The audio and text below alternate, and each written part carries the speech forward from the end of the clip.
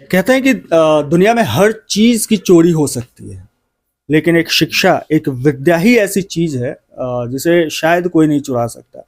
और हम लोगों ने शायद एक कहावत भी बहुत पहले एक कबीर के दोहे पढ़े थे कि विद्या ददाति विनयम, यानी कि जिसके अंदर विद्या होती है वो व्यक्ति विद्वान के साथ साथ विनयशील भी होता है।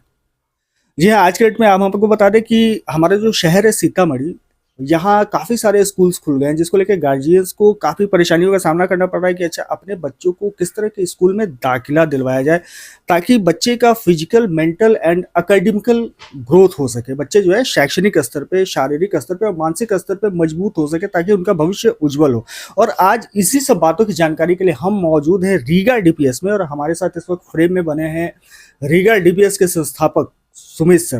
तो आइए सीधी इनसे सबसे पहले तो हमारे चैनल में आपका बहुत बहुत स्वागत है। हमें भी बहुत बहुत आपका धन्यवाद। ये जानना चाहेंगे सर कि अभी सीतामढ़ी में बहुत सारे कॉन्वेंट और प्राइवेट स्कूल खुल गया है, तो कहीं ना कहीं कंपटीशन लेवल बढ़ गया है। बिल्कुल। तो ऐसे में इस डीपीएस को स्टेबल करके रखना कितना मुश्किल लग रहा है? एक टफ टफ टफ टास्क तो है हमारे लिए, लेकिन जहाँ तक अगर अच्छा एजुकेशन हम लोग प्रोवाइड कराते हैं तो बच्चे तो आ ही जाते हैं, और इस कारण हमारे पास आज भी बहुत अच्छा स्टूडेंट इस एरिया में है। अभी आपने सर कहा कि अच्छा एजुकेशन प्रोवाइड करते हैं, तो ये क्वालिटी एजुकेशन यानी कि अच्छा एजुकेशन कैसे आप परिभाषित कीजिएगा इस चीज को? जैसे कि हम इस रूरल एरिया में ही अच्छा एजुकेशन, जैसे जूनियर सेक्शन में अब खासकर हम लोग हैंड राइटिंग में काम करते हैं, जैसे कि उसके पास कम वर्क होता है, कम बुक्स होते हैं, कम सिलेबस होता है। तो हमारा रहता है कि भाई कम सिलेबस इसके पास है तो हैंड राइटिंग में काम करे, तो हैंड राइटिंग बेस्ड करवाते हैं उसको यूकेजी तक। उसके बाद 6 क्लास के बाद तो 1 से लेके 5 तक जनरली जो है बच्चों को इंटरटेनमेंट के साथ पढ़ाते हैं, ताकि उसको बर्डन महसूस नहीं हो और पढ़ाई से एक लगाव हो। ठीक है। दूसरा है कि 6 क्लास के बाद 10 तक के बच्चों को हम लोग पढ़ाते हैं, तो वहाँ पे क्या है कि आईआईटी मेडिकल लेवल का जो बुके होते हैं वो हम उस पर डाल देते हैं, ताकि बच्चा हमारा कल होकर वो कोटा जाना चाहे, इंजीनियरिंग करना चाहे, मेडिकल करना चाहे, तो वो वहाँ पे सब्जेक्ट को समझ पाए। नहीं तो बहुत सारे स्टूडेंट जाते हैं वहाँ पे बाउंस करता है और अपने पिताजी का पैसा जो है गलत जगह पे न्यूट्रलाइज करके वो बर्बाद होकर आ जाता है। तो हमारा मानना है कि हम अगर उसको बेस जो मजबूत करके देंगे तो कहीं ना कहीं कोटा या बड़े शहरों में, बड़े इंस्टीट्यूट में उनको सब्जेक्ट समझ में आएगा। ठीक है।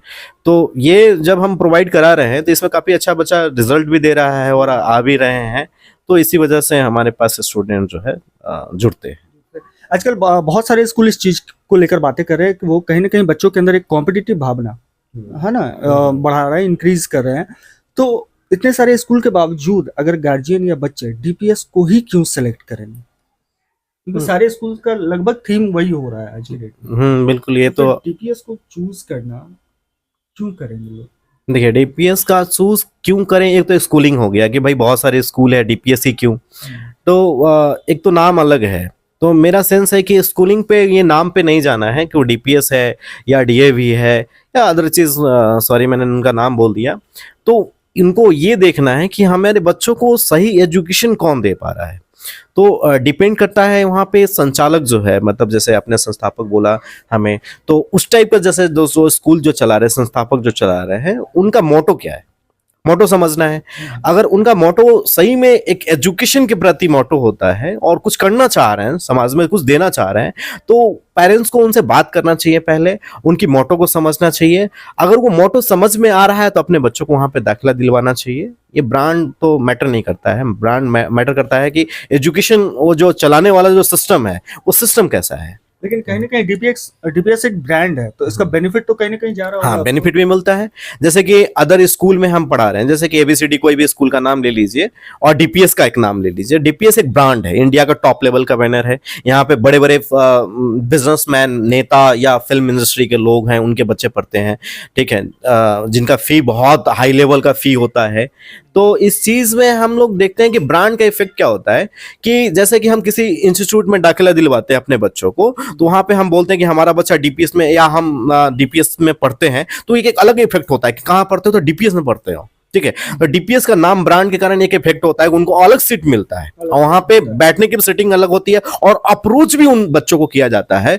इसलिए किया जाता है कि डीपीएस का मतलब होता है कि मान लीजिए कि ब्रांच है हमारा, एक तो एक सेंस होता है कि यहाँ पे ब्रांचेज है, तो हम लोग जब एजुकेशन प्रोवाइड करा रहे हैं तो हमारे अंदर एक डर है कि डीपीएस का नाम खराब होगा, ठीक है, अगर कहीं हमारे यहाँ अच्छा एजुकेशन हम नहीं दे पा रहे हैं तो कहीं ना कहीं वो डीपीएस का नाम खराब होगा, तो हमें कुछ रॉयल्टी देना है या कुछ ये है, या हमारे ऊपर भी बैठे हुए लोग हैं जो हमसे ये नाम छीन सकता है या कुछ हो सकता है। तो इस डर के कारण हम लोग अच्छे एजुकेशन प्रोवाइड कराने की कोशिश करते हैं, क्योंकि हमारा ब्रांड तो है नहीं है, किसी और का ब्रांड है ये, तो इसलिए यहाँ पे जोड़ने से बेनिफिट मिलता है लोगों को।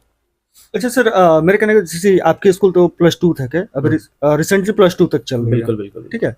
तो इसमें जैसे कि बच्चों का जो एडमिशन होता है वो उसका क्राइटेरिया क्या है, कैसे एडमिशन लेंगे बच्चे, अगर कोई बच्चे लेने चाहें इच्छुक हैं? मेरे यहाँ एडमिशन लेने के लिए उनको सबसे पहले आधार कार्ड, जन्म प्रमाण पत्र, एक पासपोर्ट साइज फोटो, ठीक है। और अगर वो यूकेजी तक 1 तक हैं तो ये एडमिशन का प्रोसेस हो गया। अगर 2 के बाद हैं तो 2 के बाद एक सर्टिफिकेट, नो ड्यू एप्लीकेशन, जहाँ भी वो पढ़ रहे हैं कि एनओसी स्कूल से लेकर आएंगे तभी एडमिशन होगा, अन्यथा नहीं होगा। अच्छा, आपके विषय में एक बात और सुनने में आई है हमें कि आप गार्जियंस को ये मोटिवेट करते हैं कि बच्चियों को शिक्षित करना चाहिए, बिल्कुल बिल्कुल, है ना? तो ये कैसे मोटिवेट करते हैं आप? देखिए सर, एक्चुअली इसके पीछे बहुत सारे रीज़न हैं कि गर्ल्स को शिक्षा देना बहुत ज़रूरी है, क्योंकि मान लीजिए कि जेंट्स है, जैसे कि हम लोग हैं तो किसी न किसी काम में इंगेज रहते हैं, लेकिन प्राइमरी शिक्षा जो है बच्चों को अगर मिलता है तो माँ से मिलता है, ठीक है। माँ से मिलता है तो माँ को पढ़ना बहुत जरूरी है। अगर माँ शिक्षित है, माँ समझदार है, तो उनके बच्चे में एक अलग चीज झलकेगा, एजुकेशन को लेकर अलग चीज मोटो रहेगा, और वहीं से जो प्राइमरी शिक्षा मिलता है उसी से बच्चा मजबूत होता है, तब तो हमारे पास आता है, हम उसको फिर प्राइमरी शिक्षा के बाद को शिक्षा हम प्रोवाइड कराते हैं। तो एक तो ये है। दूसरी है कि अगर मान लीजिए कि हम लोग कहीं कोचिंग क्लासेस दे रहे हैं बच्चों को, तो ये घंटे के लिए होता है, लेकिन अगर उसकी माँ पढ़ी लिखी है